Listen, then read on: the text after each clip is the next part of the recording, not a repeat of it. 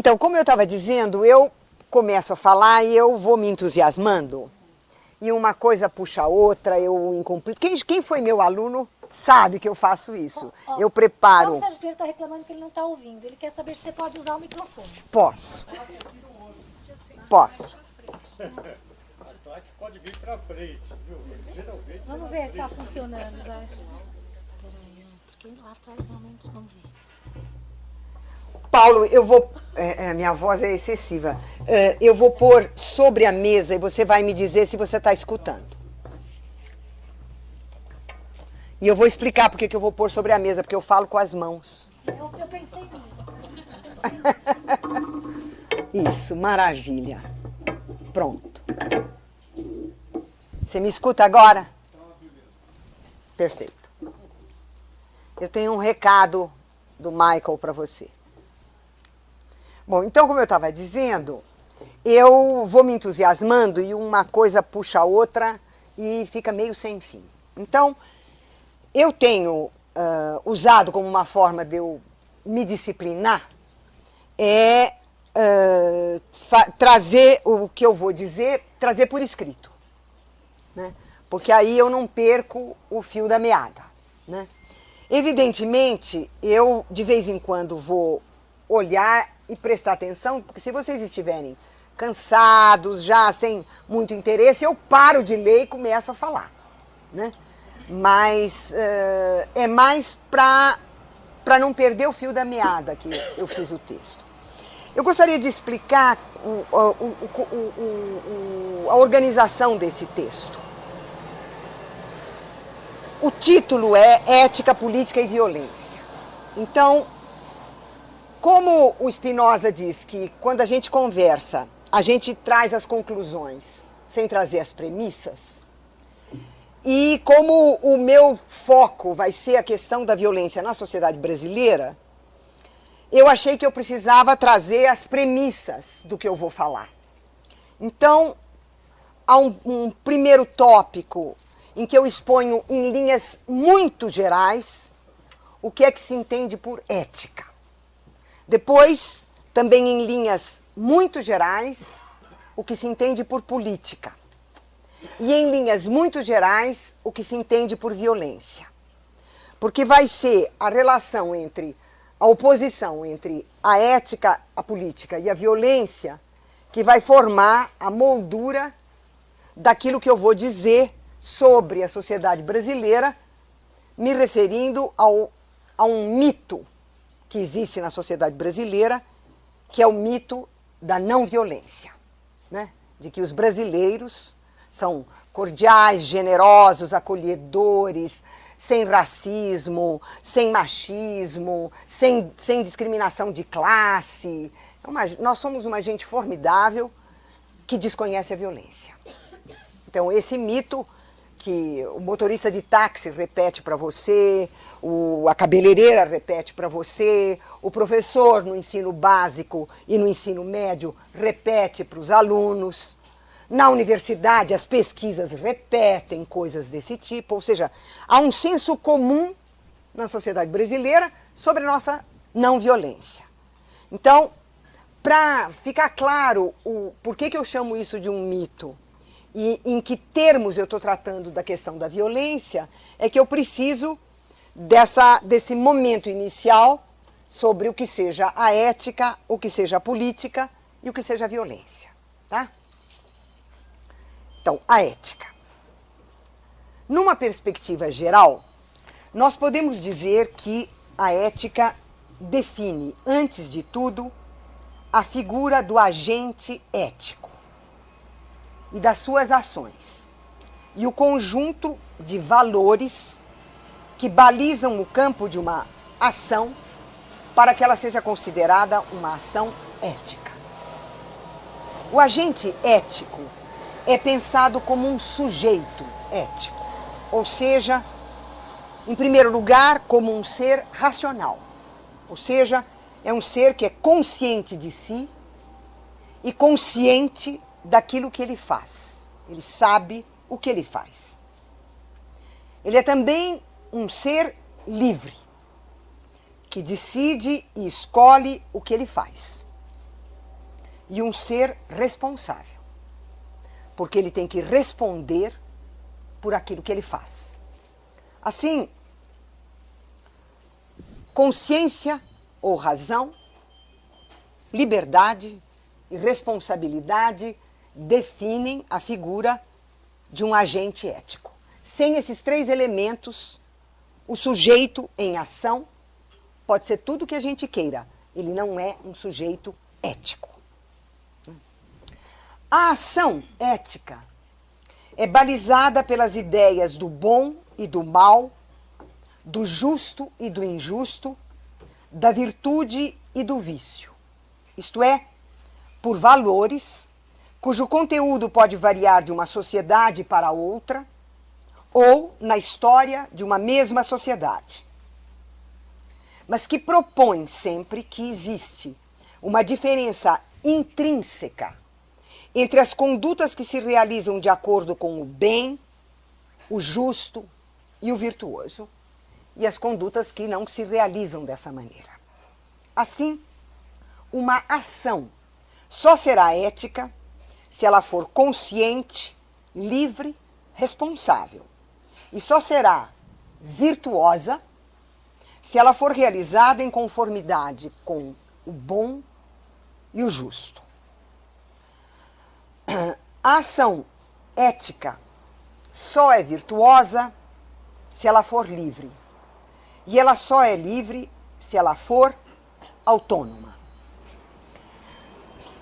A definição mais tradicional da liberdade na filosofia é que a liberdade é a ausência de coação ou de constrangimento externo sobre um agente.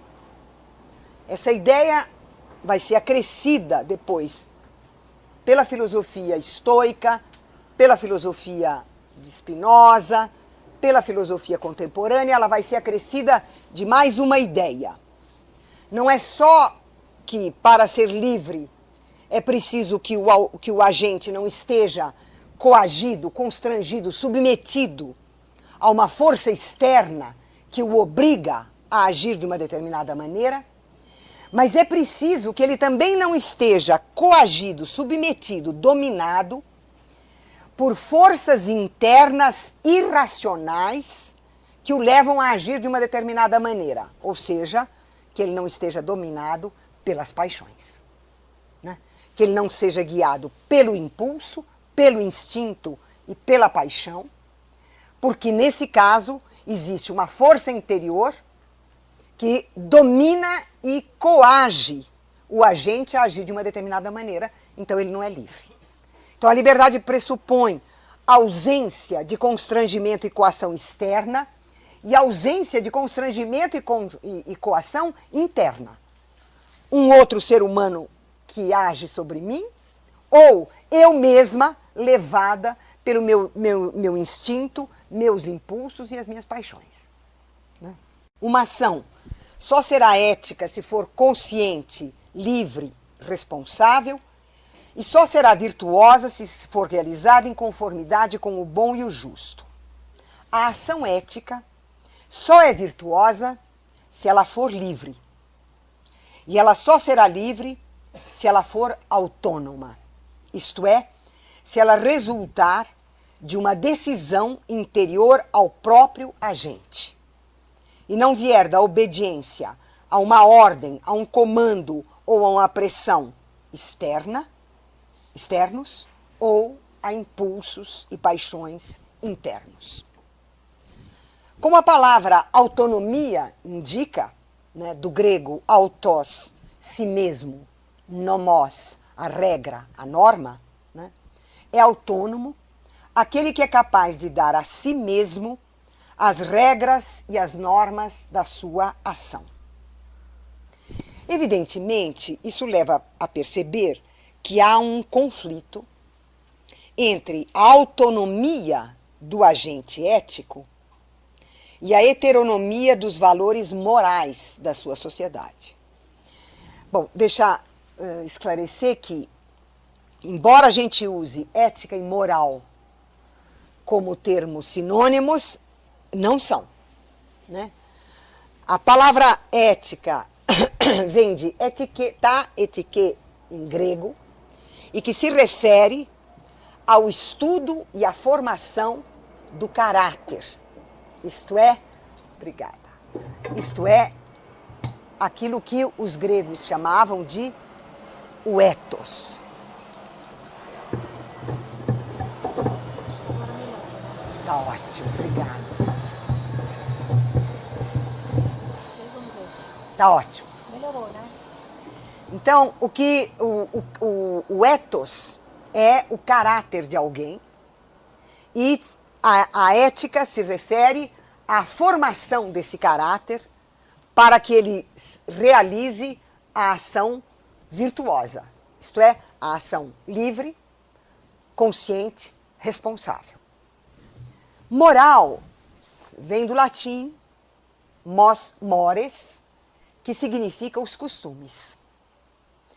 No caso dos latinos, a ideia era de que a formação do caráter consistia em educar cada um para se adequar e se conformar aos costumes estabelecidos pela tradição.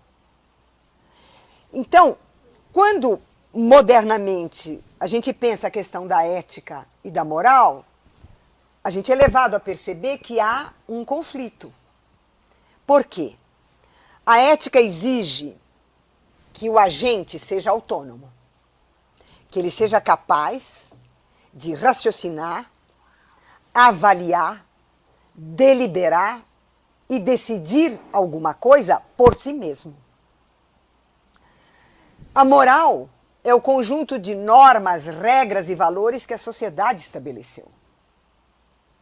E, portanto, com relação ao agente, a moralidade cria uma situação de heteronomia, porque ela está fora do agente. E em vez dele agir em conformidade com a sua razão, a sua liberdade, a sua responsabilidade, ele vai tender a agir para se adequar às regras, ordens e costumes da sociedade. De tal maneira que nós chegamos a um paradoxo no qual a moral impede a ética. Bom, essa questão ocupou os filósofos por séculos. Existem bibliotecas e bibliotecas para resolver esse problema. Eu vou apresentar de uma maneira muito simplificada o sentido geral da solução que foi encontrada pela filosofia para estabelecer uma possibilidade de adequação entre a ética e a moral. Então, vocês me perdoem, o que eu vou fazer aqui é um assassinato intelectual, porque eu vou resumir em algumas linhas séculos de investigação.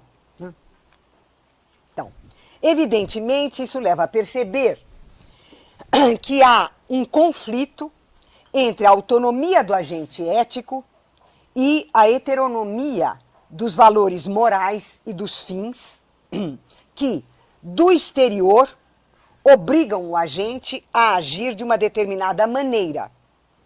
E, por isso, operam como uma força externa que o pressiona a agir segundo algo que não foi pensado, nem determinado e decidido por ele mesmo.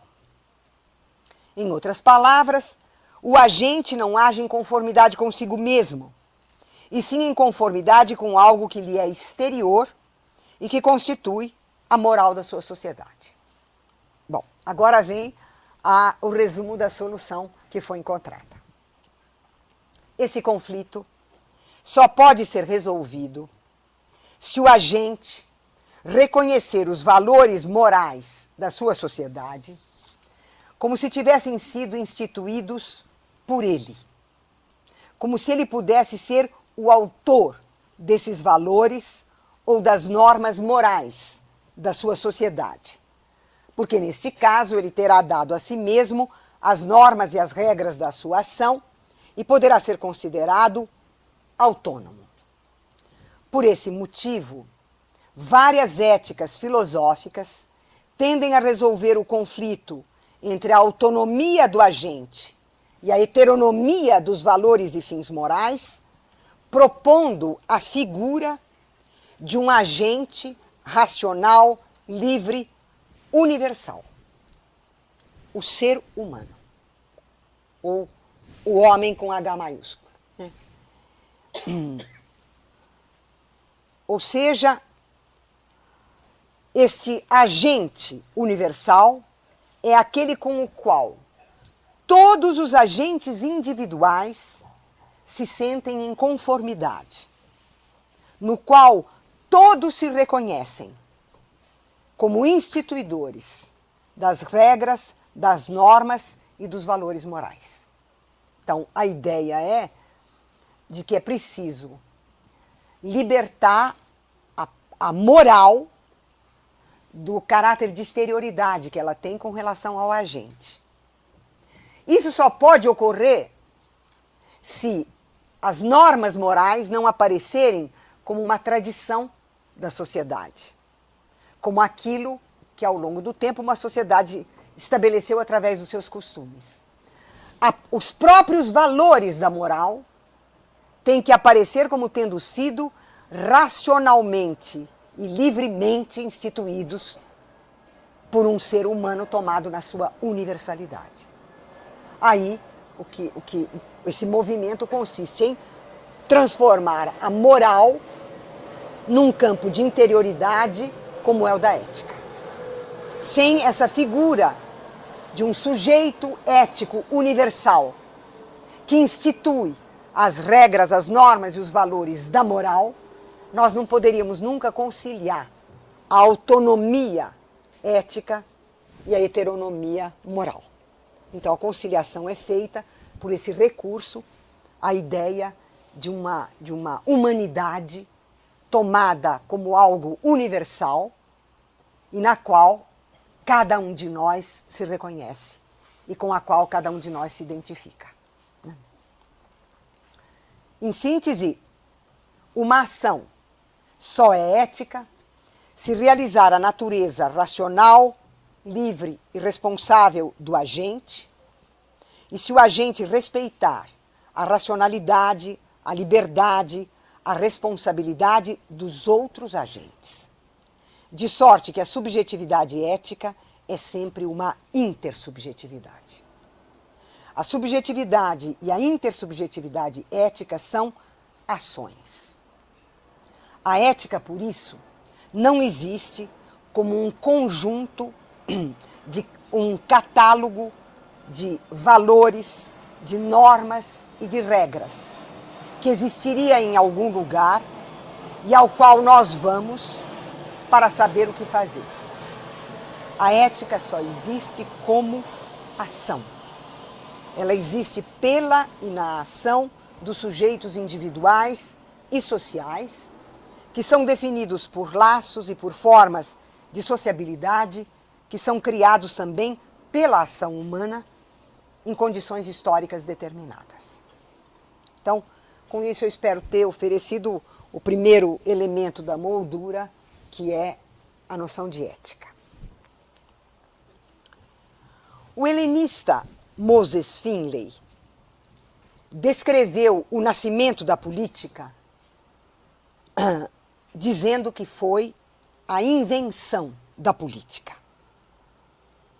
Isto é, um acontecimento que distinguiu para sempre a Grécia e Roma em face dos grandes impérios antigos. Por que invenção? Porque os gregos e os romanos não dispunham de modelos, mas eles tiveram que inventar a sua própria maneira de lidar com os conflitos e as divisões sociais.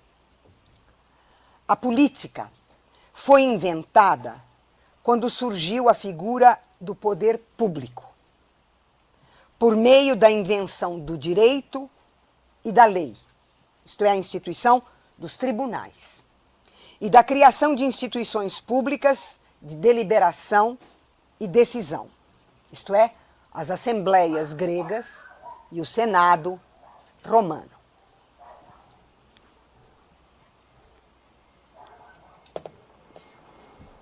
Esse surgimento só foi possível porque o poder político se constituiu desmontando, desfazendo o poder imperial ou o poder despótico que existia até então.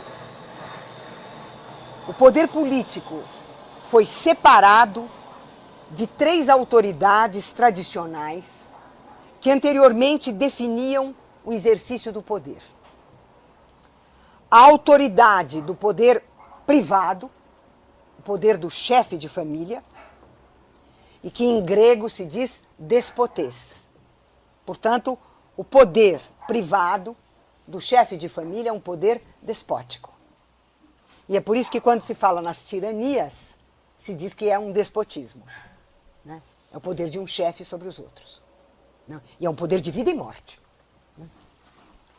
Então, a autoridade do poder privado ou econômico do chefe de família, em grego o despotes, de cuja vontade dependiam a vida e a morte dos membros da família, A do chefe militar, que detinha o poder da guerra e da paz. E a do chefe religioso, que detinha o poder de estabelecer a relação entre o mundo e o sagrado. Essas 3 figuras da autoridade, nos impérios antigos, estavam unificados num chefe único, o rei. Então, o rei era o pai, o comandante e o sacerdote. Ele enfechava nas suas mãos todo o poder. E é isso que a invenção da política desmancha. A política vai nascer para separar essas formas de autoridade. Né? Então, a política nasceu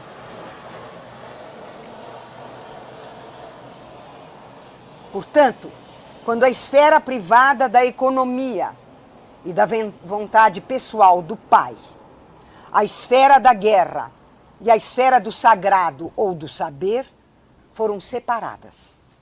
E o poder político deixou de identificar-se com a figura do governante como pai, comandante e sacerdote, representante humano de poderes divinos transcendentes.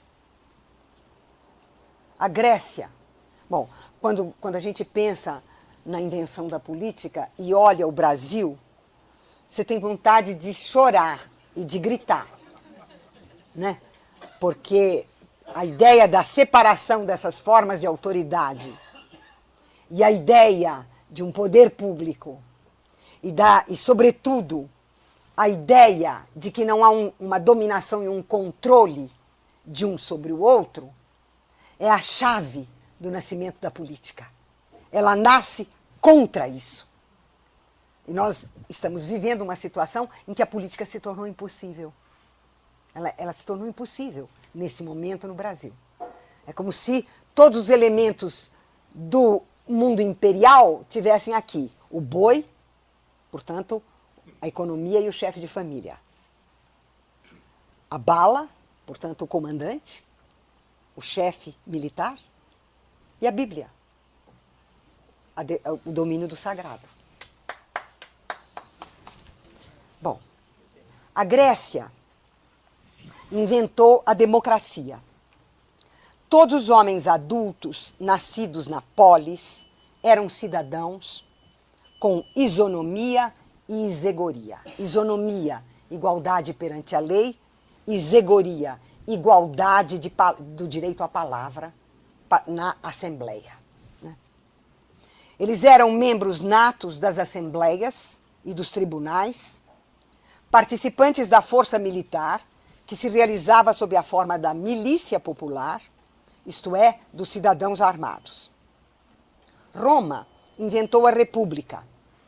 A res publica, ou a coisa pública, era o solo de Roma, distribuído entre as famílias fundadoras da civitas, os pais fundadores ou os patres, de onde vinham os patrícios, os únicos que possuíam a cidadania. Assim, a República Romana não era democrática como a polis grega, mas era uma república oligárquica. Os homens adultos, membros das famílias patrícias, eram os cidadãos, isto é, os membros do Senado, das magistraturas e comandantes militares. A plebe, excluída da cidadania ou da participação direta no governo, fazia-se representar no Senado pelo tribuno da plebe.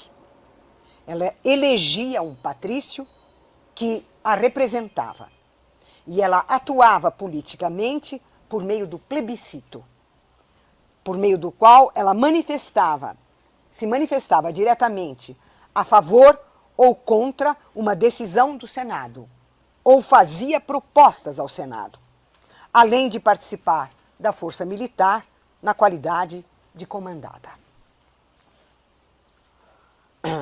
O que, portanto, é criado é o espaço público, né? O espaço público da discussão, da deliberação e da decisão. Nós estamos acostumados a aceitar a definição liberal da democracia como regime da lei e da ordem para a garantia das liberdades individuais. Embora a democracia apareça justificada como um valor ou como um bem, de fato, ela é encarada pelo critério da eficácia, que é medida no plano legislativo pela ação dos representantes, entendidos como políticos profissionais, e no plano do poder executivo, pela atividade de uma elite de técnicos competentes aos quais cabe a direção do Estado. A democracia, em termos liberais, é, portanto, reduzida a um regime político eficaz, baseado na ideia da cidadania organizada em partidos políticos, e se manifesta no processo eleitoral de escolha dos representantes, na rotatividade dos governantes e nas soluções técnicas para os problemas econômicos e sociais. Ora, existe na prática democrática e nas ideias democráticas uma profundidade e uma verdade muito maiores e superiores ao que o liberalismo percebe e deixa perceber. E, em particular, o significado, para além do liberalismo, dos três grandes direitos com os quais a política nasce: a igualdade, a liberdade e a participação nas decisões.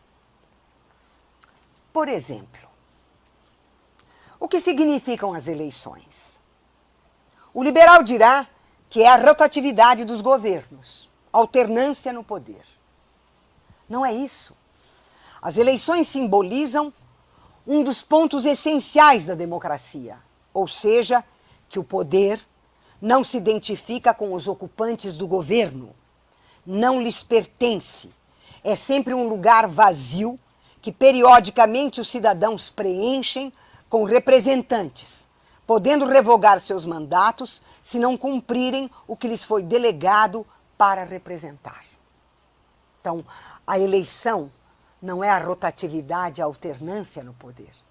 A eleição significa que eu determino quem detém a soberania. Quem é o soberano? O soberano é o povo. O soberano são os cidadãos.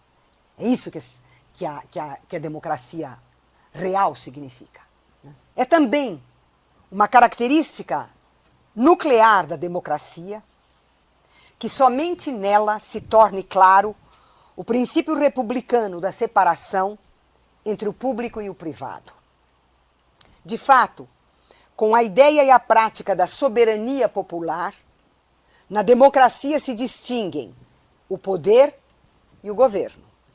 O poder pertence aos cidadãos, que o exercem instituindo as leis e as instituições políticas ou o Estado. E o governo é uma delegação de poder, por meio de eleições, para que alguns, no legislativo e no executivo, assumam, bom, numa verdadeira democracia, no judiciário também, né? Assumam a direção da coisa pública.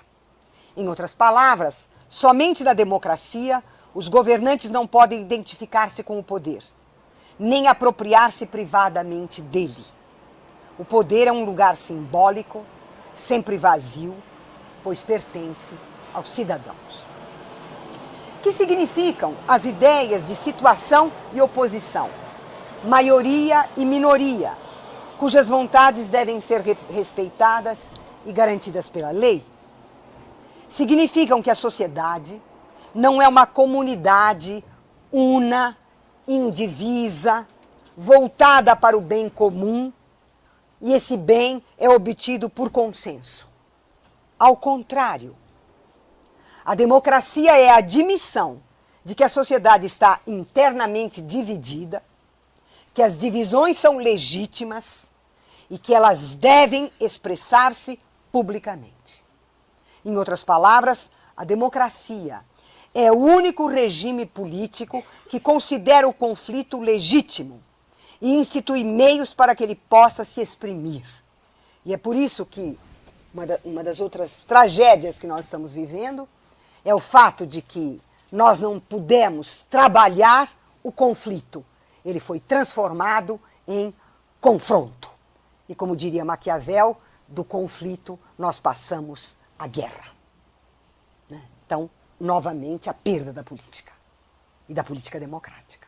Ou seja, nós estamos vivendo um momento trágico, trágico. Da mesma maneira, as ideias de igualdade e liberdade, como direitos civis dos cidadãos, vão muito além da sua regulamentação jurídica formal. Esses dois direitos significam que os cidadãos são sujeitos de direitos. E que onde esses direitos não existam ou não estejam garantidos, tem-se o direito de lutar por eles, exigi-los e instituí-los. É esse o coração da democracia, a criação de direitos. E por isso mesmo, como criação de direitos, ela está aberta aos conflitos, às disputas e aberta ao novo. O que é um direito? Um direito difere de uma necessidade ou uma carência e difere de um interesse. Uma necessidade ou uma carência é alguma coisa particular, específica. Por exemplo, alguém pode ter necessidade de água, um outro grupo, necessidade de comida, um outro grupo, necessidade do transporte, um outro tem carência de hospitais, um outro de escolas. Há tantas necessidades e carências quanto os indivíduos e grupos sociais. E elas são sempre específicas. Um interesse também é algo particular e específico, dependendo do grupo ou da classe social que o defende. As necessidades ou carências, assim como os interesses, tendem a ser conflitantes, porque eles exprimem as especificidades de diferentes grupos e classes sociais. Um direito, porém, ao contrário das necessidades, carências e interesses, nunca é particular e específico. Um direito é geral e universal. Ele é válido para todos os indivíduos, todos os grupos e todas as classes sociais. E mesmo quando a gente fala no direito de uma minoria, né? O direito das mulheres, o direito dos homossexuais, o direito dos indígenas, o direito dos negros, etc., esse direito é universal porque ele é reconhecido como um direito pela sociedade inteira. Então, a marca de um direito é a sua universalidade. Seja porque ele é universalmente válido para todos, seja porque ele é universalmente reconhecido como válido por todos. E por isso, um direito não se confunde com uma necessidade, uma carência e um interesse. E nós vamos ver que, além de não se confundir com isso, ele vai se opor a alguma outra coisa.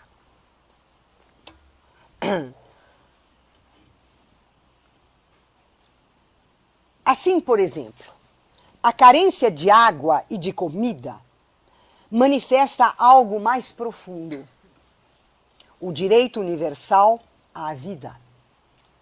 O direito de moradia ou de transporte manifesta algo mais profundo: o direito a boas condições de vida. Da mesma maneira, o interesse, por exemplo, dos estudantes exprime algo mais profundo: o direito à educação e à informação. Em outras palavras, se nós tomarmos as diferentes carências e os diferentes interesses, nós veremos que sob eles estão pressupostos direitos. E um direito, justamente por sua universalidade, se opõe ao privilégio.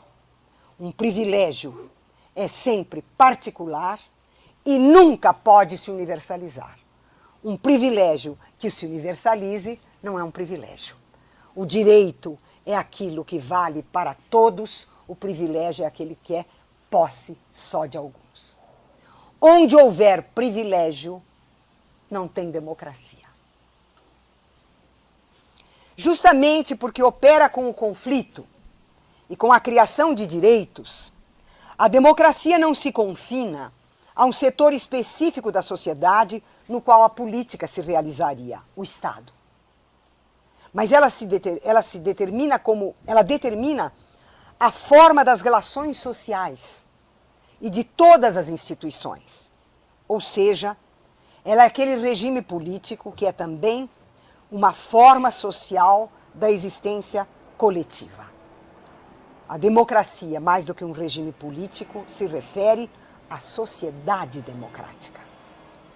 Dizemos então que uma sociedade, e não um simples regime de governo, é democrática, quando além de eleições, partidos políticos, divisão dos 3 poderes da República, respeito à vontade da maioria e das minorias, institui algo mais profundo, que é condição do próprio regime político, ou seja, quando a sociedade institui direitos.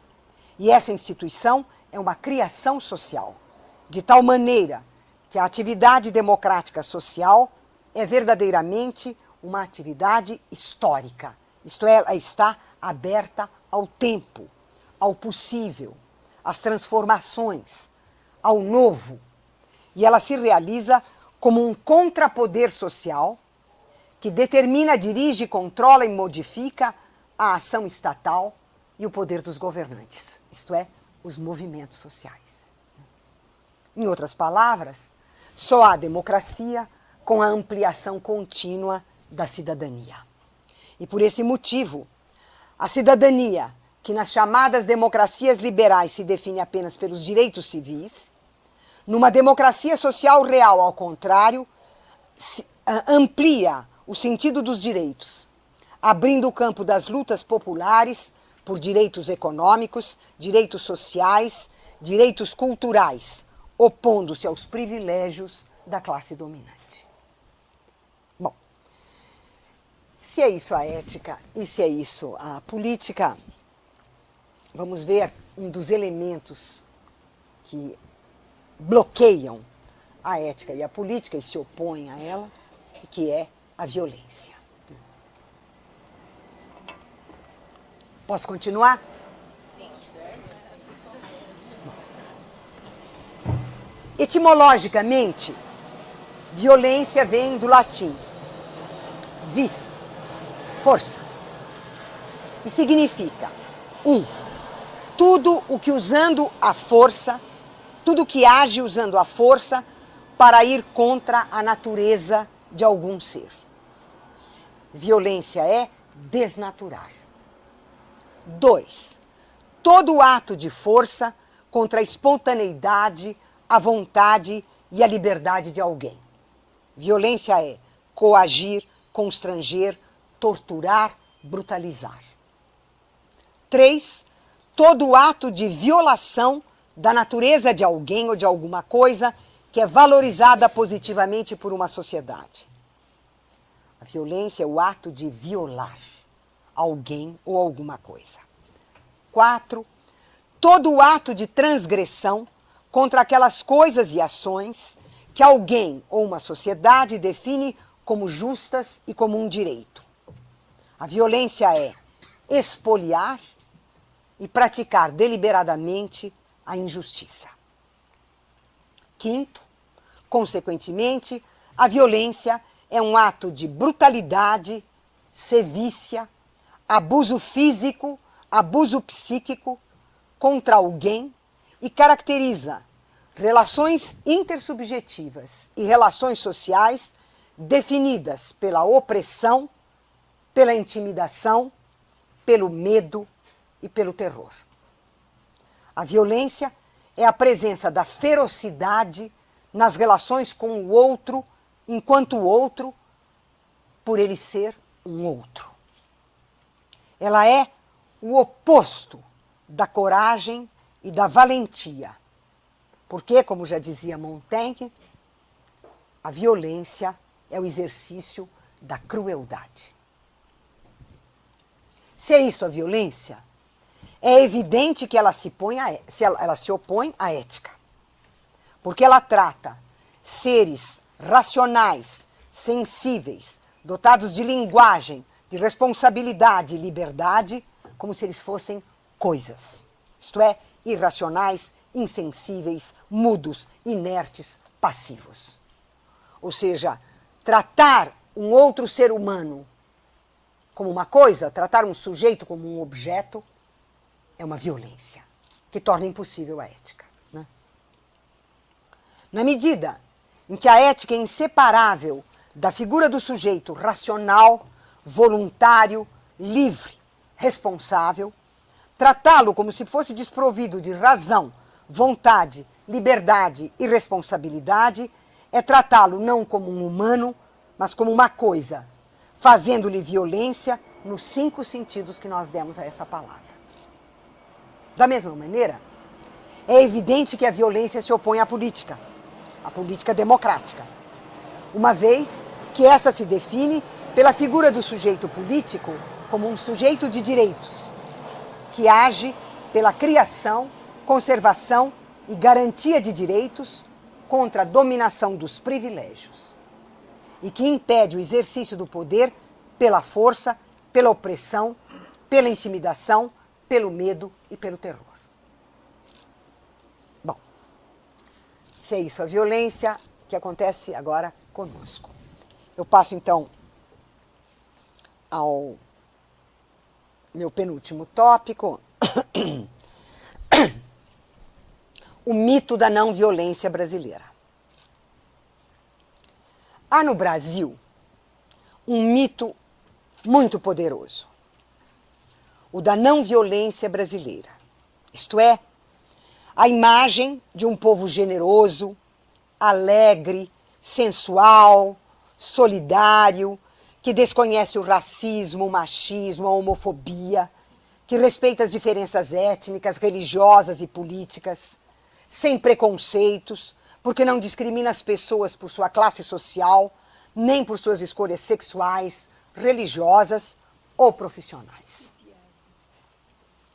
Por que eu estou empregando a palavra mito, em vez de simplesmente falar numa ideologia, na ideologia da não violência? Eu estou empregando a palavra mito com os seguintes sentidos. São os sentidos que vêm da antropologia e da psicanálise. Então, em primeiro lugar, como indica a palavra grega mitos, o mito é uma narrativa da origem que é reiterada em inúmeras narrativas derivadas que repetem a matriz da primeira narrativa, a qual, entretanto, já é uma variante de uma outra narrativa cuja origem se perdeu. Então, o mito é a narrativa da origem, que repete uma narrativa sobre a origem que se perdeu lá na origem. Né? Então, o grande mito brasileiro, ou o nosso mito fundador, elaborado desde a época das grandes descobertas marítimas, é o de que o Brasil é uma terra abençoada por Deus, destinada a um grande futuro, cadinho de todas as raças, generoso com os seus e acolhedor com os estrangeiros. Essa narrativa da origem, que começa já no século XVII, opera no XVIII e se consolida no XIX e no XX, tem a função de assegurar que a sociedade brasileira conserva a sua identidade originária sob as transformações históricas. Em segundo lugar, segundo motivo de eu usar o mito, como explica a antropologia, o mito opera com antinomias, tensões e contradições que não podem ser resolvidas sem uma profunda transformação da sociedade no seu todo.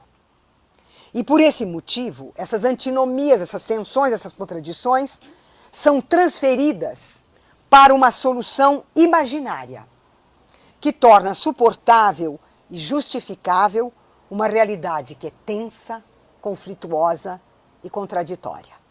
O mito tem, assim, uma função imaginária de compensação. Eu não posso resolver efetivamente as contradições no plano da realidade. Eu os resolvo no plano imaginário, no plano simbólico, através do mito. Mantendo, portanto, as contradições, as tensões e os conflitos. Em terceiro lugar, o mito cristaliza-se em crenças que são interiorizadas num grau tal que não são percebidas pelos sujeitos sociais como crenças, mas são tidas não só como uma explicação da realidade, mas como sendo a própria realidade. Ou seja, o mito substitui a realidade pela crença na realidade narrada por ele e torna invisível a realidade existente. E, em quarto lugar, o mito resulta de ações sociais e produz como resultado outras ações sociais que o confirmem. Isto é, um mito produz valores, ideias, comportamentos e práticas que o reiteram na e pela ação dos membros da sociedade. Ou seja, o mito não é um simples pensamento, uma simples crença. O mito é uma forma de ação. Muitos indagarão como o mito da não-violência brasileira pode persistir sob o impacto da violência real, cotidiana, conhecida de todos e que nos últimos tempos é ampliada por sua divulgação e difusão pelos meios de comunicação de massa. Ora, é justamente por ser um mito, no sentido que demos a esse conceito, que a não-violência pode ser mantida a despeito da realidade. Em outras palavras, o mito da não-violência permanece porque, graças a ele, admite-se a existência factual da violência e, ao mesmo tempo, se podem fabricar explicações para denegá-la no instante mesmo em que ela está sendo admitida. Assim, é exatamente como um modo de interpretação brasileira da violência que o mito encontra meios para se conservar. Olhemos por um instante o fenômeno espetacular em que a violência é negada no instante mesmo em que ela está sendo exibida. Produção de várias imagens da violência que ocultam a violência real. Esse ocultamento é impressionante porque ele ocorre no próprio instante em que os meios de comunicação de massa expõem e exibem atos de violência. Se nós fixarmos a nossa atenção no vocabulário empregado pelos meios de comunicação, televisão, imprensa, rádio, nós observaremos que os vocábulos se distribuem sempre de uma maneira sistemática. Fala-se em chacina e massacre para se referir ao assassinato em massa de pessoas indefesas, como crianças, favelados, encarcerados, indígenas, sem terras. Fala-se em indistinção entre crime e polícia para se referir à participação das forças policiais no crime organizado, particularmente o narcotráfico e os sequestros.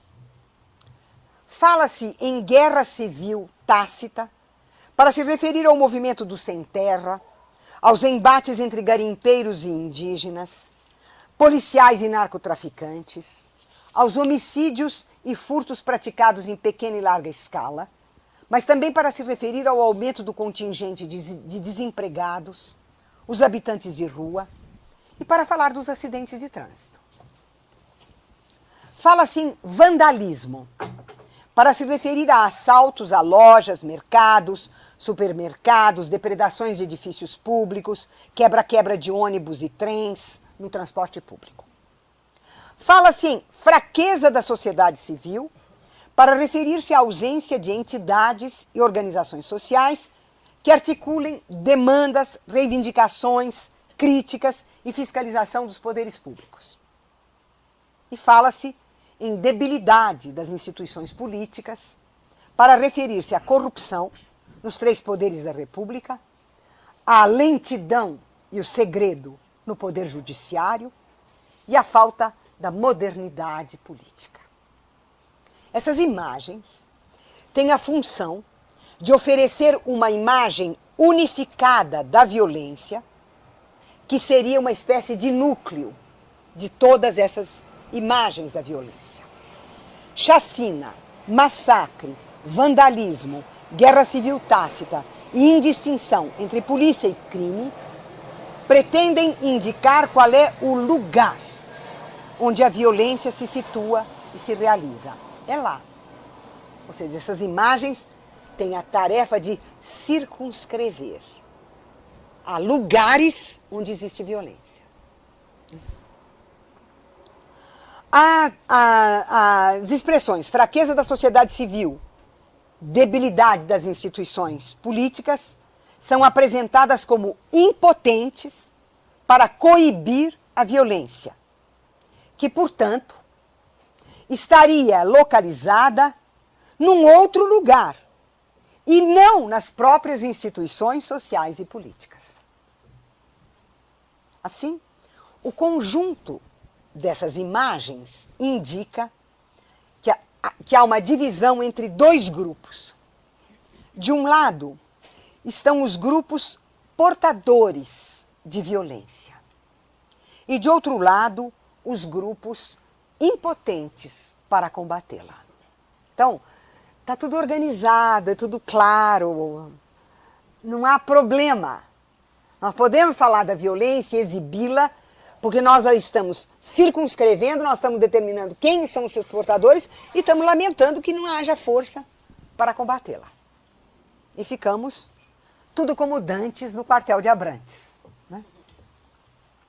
Ora, essas imagens operam de maneira a assegurar a conservação do mito da não-violência por intermédio de um conjunto de mecanismos que agora sim são mecanismos ideológicos que afirmam e negam a presença da violência na nossa sociedade. O primeiro mecanismo ideológico é o da exclusão. Afirma-se que a nação brasileira é não violenta e que, se houver violência, esta é praticada por gente que não faz parte da nação, mesmo que tenha nascido no Brasil e viva no Brasil. O mecanismo da exclusão produz a diferença entre um nós brasileiros não violentos e um eles não brasileiros violentos. Eles, portanto, não fazem parte do nós e eles estão excluídos da boa gente brasileira. O segundo mecanismo é o da distinção. Distingue-se entre o essencial e o acidental. Por essência, os brasileiros não são violentos. Portanto, a violência é acidental. É um acontecimento efêmero. Ela é uma onda, uma epidemia. um surto. Essas palavras são muito significativas, que essas palavras indicam que se trata de algo passageiro, algo que acontece na superfície da sociedade por um tempo limitado e se vai. E por que isso pode ir embora? Porque, por essência, a sociedade não é violenta. Né? Então, ela é uma doença passageira, uma epidemia, um surto, localizado na superfície de um tempo e de um espaço definido. Ou seja, a violência é um episódio limitado no tempo e no espaço, superável e que deixa intacta a nossa essência não violenta. O terceiro mecanismo é jurídico.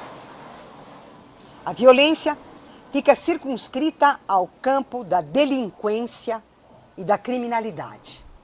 O crime sendo definido como ataque à propriedade privada, o furto, o roubo, seguido de assassinato, o latrocínio. Esse mecanismo permite, por um lado, determinar quem são os agentes violentos. De um modo geral, ladrões e assassinos, que, como todos sabem, pertencem às classes populares.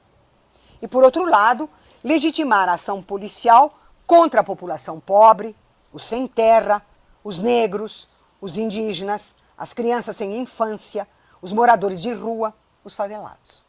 Eles todos fazem parte do bloco do eles, e são eles que são os portadores da criminalidade. E a violência se reduz à criminalidade. Né? A ação policial pode, às vezes, ser considerada violenta. Ela recebe, então, o nome de chacina, massacre, quando de uma só vez, e sem um motivo claro, o número de assassinados é muito elevado. Se for pouca gente, não precisa nem tomar conhecimento. No restante das vezes, portanto, o assassinato policial é considerado normal e natural, uma vez que se trata de proteger nós contra eles. Proteção também conseguida por meio dos agentes de segurança fornecidos por empresas privadas, pela presença de cães e dispositivos eletrônicos. O quarto mecanismo é sociológico. Atribui-se a onda, a epidemia, o surto de violência, a um momento definido no tempo, aquele no qual se realiza uma transição para a modernidade das populações que migraram do campo para a cidade ou das regiões mais pobres, o norte e o nordeste, para as mais ricas, o sul e o sudeste. A migração causaria o fenômeno temporário da anomia, no qual a perda das formas antigas de sociabilidade ainda não foram substituídas pelas formas novas modernas, fazendo com que os migrantes pobres tendam a praticar atos de violência, que desaparecerão quando estiver completada a sua transição para a modernidade. Aqui, não só a violência é atribuída aos pobres, aos migrantes, aos desadaptados, como ela é consagrada como alguma coisa temporária que terminará. O último mecanismo ideológico é o da inversão do real. Graças à produção de máscaras que permitem dissimular comportamentos, ideias e valores violentos como se eles fossem não violentos. Assim, por exemplo, o machismo é colocado como proteção natural à natural fragilidade feminina. Proteção que inclui a ideia de que as mulheres precisam também ser protegidas de si próprias, pois, como todos sabem, o estupro é um ato feminino de provocação e sedução. O paternalismo branco é visto como proteção para auxiliar a natural inferioridade dos negros e dos índios. A repressão contra os homossexuais é considerada uma proteção natural aos valores sagrados da família. E agora, evidentemente, da saúde e da vida de todo o gênero humano, ameaçada pela AIDS trazida pelos degenerados. A destruição do meio ambiente é orgulhosamente vista como sinal de progresso e civilização, etc. Eu poderia prosseguir, bastando eu elencar os pontos com que o boi, a bala e a Bíblia pretendem destruir todos os direitos conquistados. É esse conjunto aqui que está na boca de todos eles, né? Em resumo, a violência não é percebida ali mesmo onde ela se origina, ali mesmo onde ela se define como violência propriamente dita. Isto é, como toda prática e toda ideia que reduza um sujeito à condição de coisa, que viole interior e exteriormente o ser de alguém, que perpetue relações sociais de profunda desigualdade econômica, social, política e cultural, isto é, a ausência de direitos.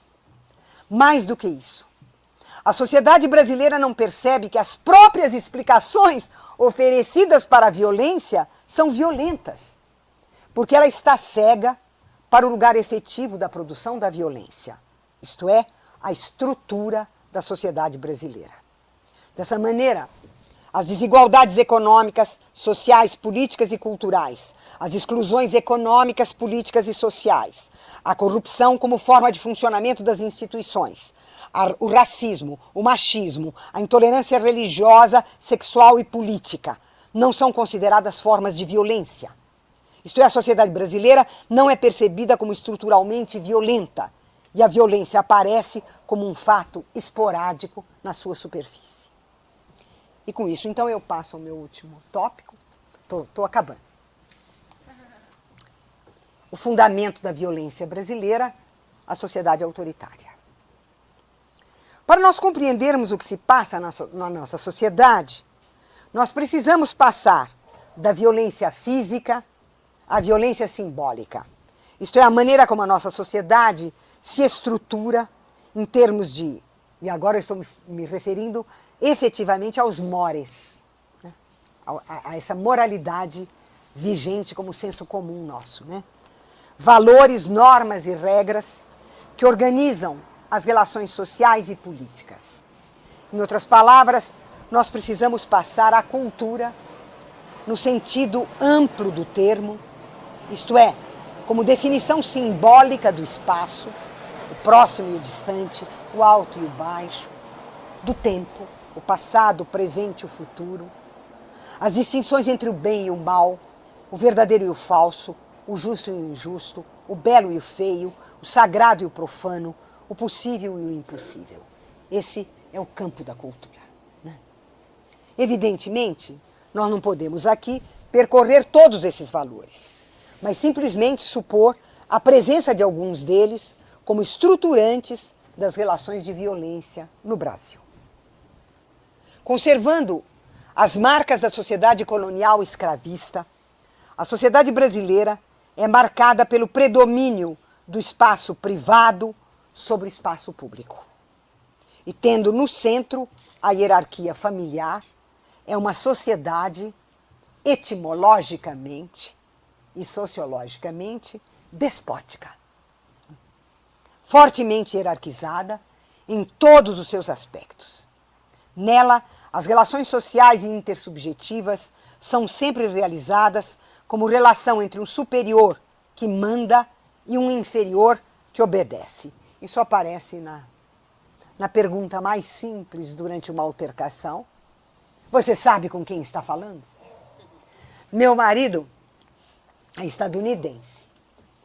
E ele disse, isso seria incompreensível para um estadunidense, porque numa altercação, um fala para o outro, quem você pensa que você é? Aqui não. Você sabe com quem está falando? Imediatamente a relação é uma relação de hierarquia entre um superior e um inferior. Na coisa mais simples, na padaria, no supermercado, na feira, no trânsito. É assim a relação social. A relação social básica é entre um superior e um inferior. Então, nela, as relações sociais intersubjetivas são sempre realizadas como relação entre um superior que manda e um inferior que obedece. As diferenças e assimetrias são sempre transformadas em desigualdades que reforçam a relação de mando e obediência. O outro jamais é reconhecido como um sujeito, tanto no sentido ético quanto no sentido político do termo. Ele é jamais reconhecido como uma subjetividade e como uma alteridade. As relações entre os que se julgam iguais são de parentesco, de compadrio, isto é, de cumplicidade. E entre os que são vistos como desiguais, o relacionamento toma a forma do favor, da clientela, da tutela, da cooptação. E quando a desigualdade é muito marcada, assume a forma da opressão e da repressão.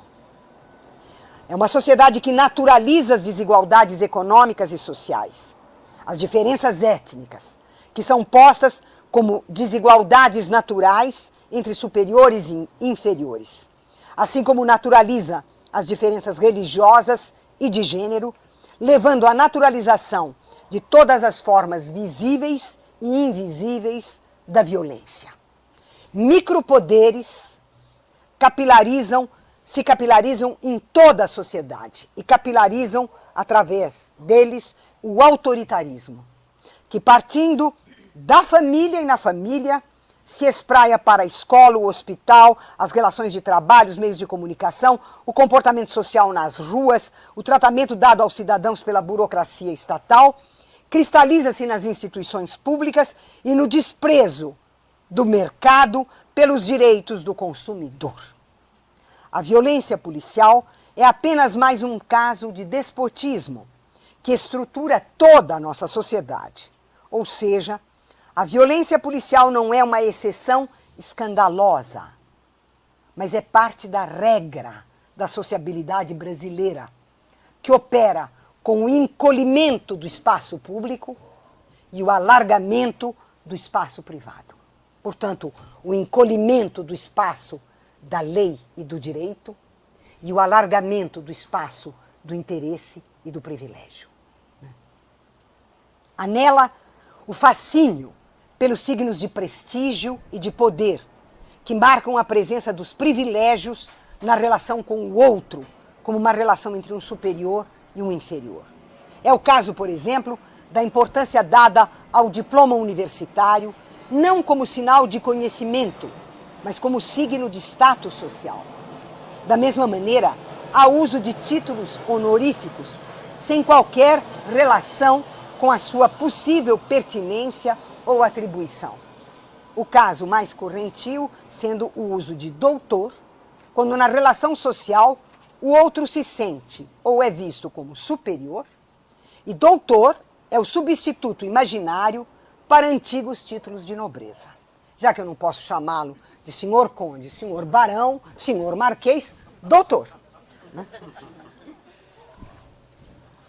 Esse mesmo fascínio por status e prestígio aparece na manutenção da criadagem doméstica, cujo número, ao aumentar, aumenta o prestígio e o status do seu detentor. Pesquisas recentes revelam que o Brasil é o país que tem o maior número de serviçais domésticos. E, sobretudo, é o país no qual as casas dominantes possuem um número absurdo de servidores domésticos. Eu pensei que fosse a Colômbia, mas somos nós.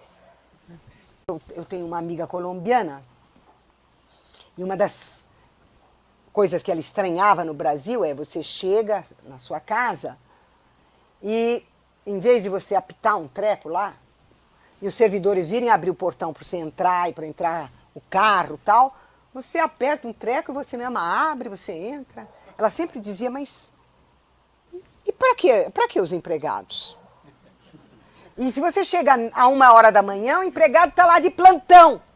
Em Bogotá, o cara fica de plantão esperando o cara chegar. Eu imagino, se a pesquisa diz que nós somos pior que a Colômbia, que aqui no Brasil é a mesma coisa. E ninguém considera isso uma violência. É disso que eu estou falando. Né? A sociedade é tão violenta que ela considera que isso é prestígio. Né? É um horror. O Brasil é um horror.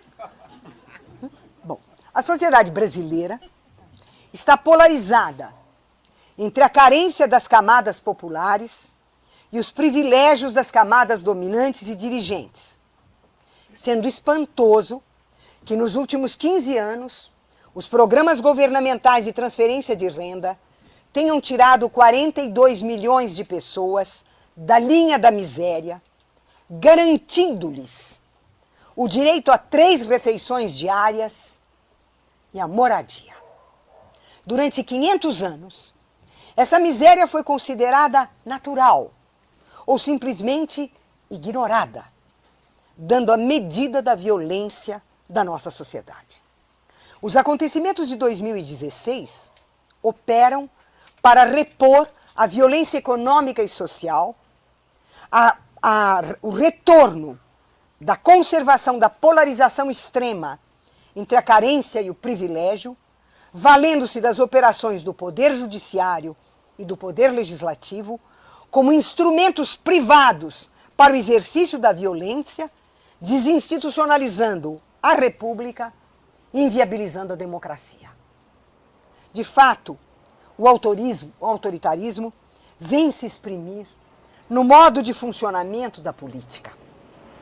Os partidos políticos são clubes privês das oligarquias regionais, arrebanhando a classe média em torno do imaginário autoritário, isto é, a ordem e a segurança, e mantendo com os eleitores 4 tipos principais de relações: a cooptação, o valor, o favor, a clientela, a tutela e a promessa salvacionista por via fundamentalista, messiânica. O Estado é percebido apenas sob a sua face do poder executivo. Os poderes legislativo e judiciário ficam reduzidos ao sentimento de que o legislativo é corrupto e o judiciário injusto. A identificação entre o Estado e o executivo, a ausência de um legislativo confiável e o medo que se tem do judiciário, somado ao autoritarismo social, levam ao desejo permanente de um Estado forte para a salvação nacional. Por isso, não é surpreendente que o processo de democratização do país não tenha alterado o sistema partidário e o sistema eleitoral deixados pela ditadura civil-militar. Graças ao mito da não-violência, nós deixamos na sombra o fato brutal de que vivemos numa sociedade autoritária, verticalizada, hierarquizada e, por isso mesmo, violenta, que bloqueia a concretização de uma vida ética, de um sujeito ético, de uma vida política, de um sujeito político. Isto é, de uma intersubjetividade verdadeiramente ética e democrática. Obrigada.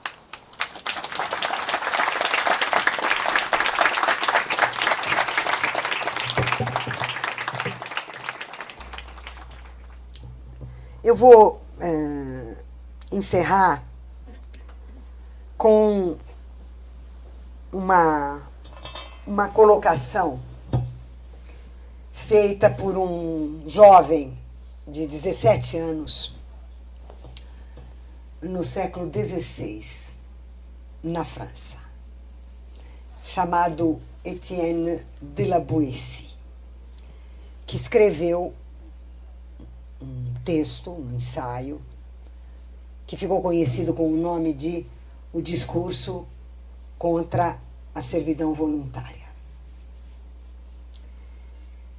E o La Boétie pergunta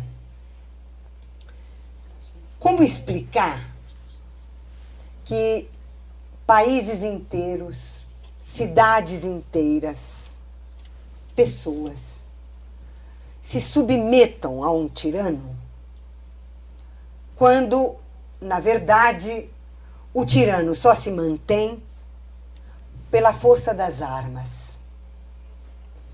Depois o La Boétie diz, não, ele usa as armas porque ele tem medo, é ele que tem medo. Se ele não tivesse medo, ele não precisaria das armas. A questão não é tanto o de saber por que todos obedecem ao tirano. Isso é o de menos. Ele diz, o tirano tem um corpo igual ao de qualquer um de nós. Ele tem 2 olhos, 2 orelhas, uma boca, 2 mãos e 2 pés. Como explicar que ele possa espionar o país inteiro? Quem deu para ele milhares de olhos com que ele nos espiona? Quem deu para ele milhares de ouvidos com os quais ele nos espiona? Quem deu para ele esses milhares de mãos com os quais ele nos esgana? Quem deu para ele esses milhares de pés com os quais ele nos esmaga? E o Lavoisier diz, mas fomos nós. Os 1000 olhos do tirano, ele recebeu de nós. Os 1000 ouvidos do tirano, ele recebeu de nós. As 1000 mãos do tirano, ele recebeu de nós. Os 1000 pés que ele tem, ele recebeu de nós. Derrubar um tirano não significa que eu tenha que lutar contra ele. Eu derrubo um tirano se eu não der para ele aquilo que ele está pedindo. Se eu não der para ele os meus olhos, os meus ouvidos, as minhas mãos, os meus pés, a minha boca, meu coração e meu pensamento. Contra a servidão voluntária.